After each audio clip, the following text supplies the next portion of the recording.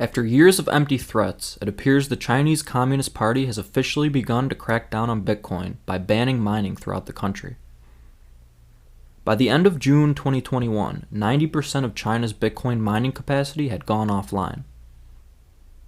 With Bitcoin's hash rate dropping about 50% from its highs, many people are wondering what this means for Bitcoin in the short term as well as in the long term. In this video, I will give 4 reasons why I believe the Chinese mining ban is actually a net positive for Bitcoin. Reason number 1, a stress test for the network. First and foremost, the Chinese mining ban will prove just how resilient Bitcoin really is. It is often said that what doesn't kill Bitcoin only makes it stronger. Thousands of people have declared Bitcoin dead over the past decade, only to see it constantly resume its ascent to new all-time highs. Satoshi Nakamoto designed Bitcoin to withstand almost any storm. The difficulty adjustment was created and implemented in Bitcoin for this very reason. When hash rate moves up or down, the mining difficulty automatically adjusts to ensure the blocks are discovered at a consistent rate, about every 10 minutes. This recent significant drop in hash rate will simply result in an automatic difficulty adjustment to the downside, which means mining is set to become far more profitable. This increased profitability will incentivize displaced miners to rejoin the network as soon as possible. Since ASIC miners are specifically designed for the sole purpose of mining, Chinese miners have no choice but to relocate or sell their ASICs to other operations. It's important to note that hash rate can be viewed as a sort of proxy for security. The more energy that is consumed by the network, the more immutable and secure the network is.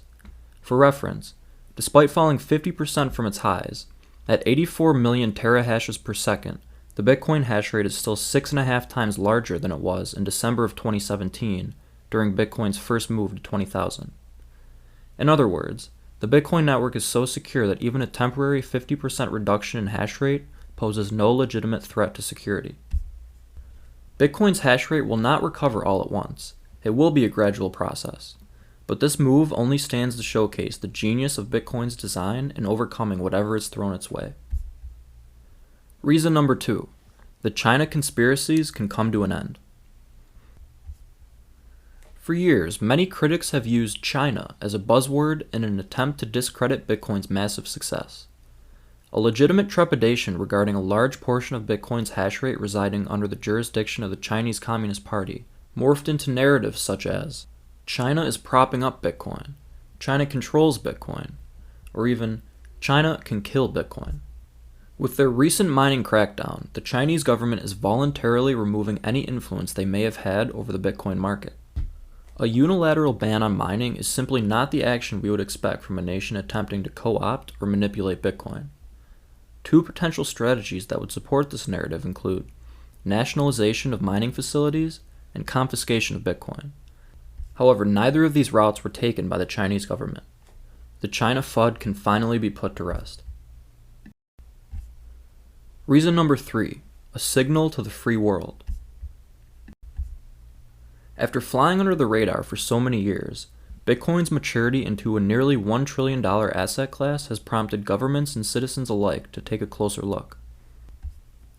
Within the US government, politicians such as Senator Cynthia Lummis of Wyoming, Representative Warren Davidson from Ohio, Mayor Francis Suarez of Miami, Governor Greg Abbott of Texas, as well as Chairman of the SEC Gary Gensler, have all taken favorable stances toward Bitcoin and Bitcoin adoption within the US. Meanwhile, Elizabeth Warren recently went on an anti-Bitcoin tirade using many recycled and misinformed talking points. Twitter CEO Jack Dorsey exposed the senator's cognitive dissonance by reminding her that Bitcoin shifts power from the very corporations and banks she has spent her public career fighting. With China making their anti-Bitcoin position official, opponents of Bitcoin are forced to ask themselves if aligning with the Chinese Communist Party is something they are comfortable with.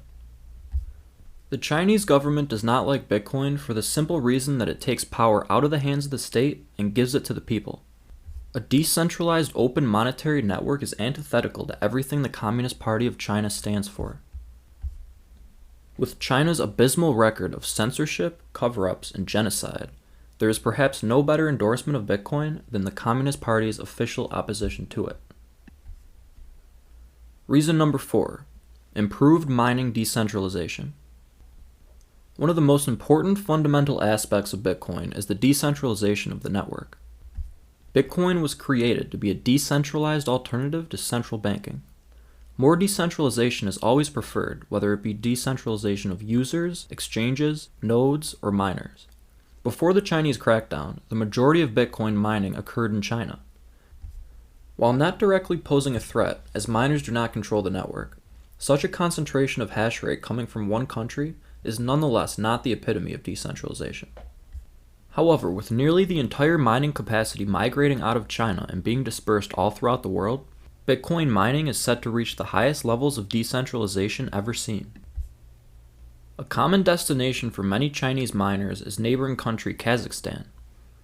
Other countries that miners are reportedly heading to include Canada, Russia, Belarus, Sweden, Norway, and the United States. Texas Governor Greg Abbott is on the record encouraging miners to relocate to Texas, where energy is among the cheapest in the country. El Salvador is also set to join the game by tapping into the geothermal energy produced by the nation's many volcanoes. This massive increase in mining decentralization can only make Bitcoin stronger over the long term. So is there anything to worry about? That is entirely a matter of perspective. For Chinese miners with millions of dollars invested in infrastructure and contracts within the borders of China, this announcement is devastating. For miners outside of China, this is some of the best news all year, as mining just became far more profitable. For short-term speculators looking to make a quick buck off Bitcoin, this announcement has certainly been a buzzkill, as the price of Bitcoin has lagged in recent months. But long-term holders of Bitcoin should be thrilled. The network's resilience is being proven in real time. The China FUD is finally coming to an end. Bitcoin's opponents are now finding themselves aligned with the Communist Party in China. And the already decentralized Bitcoin network just became even more decentralized.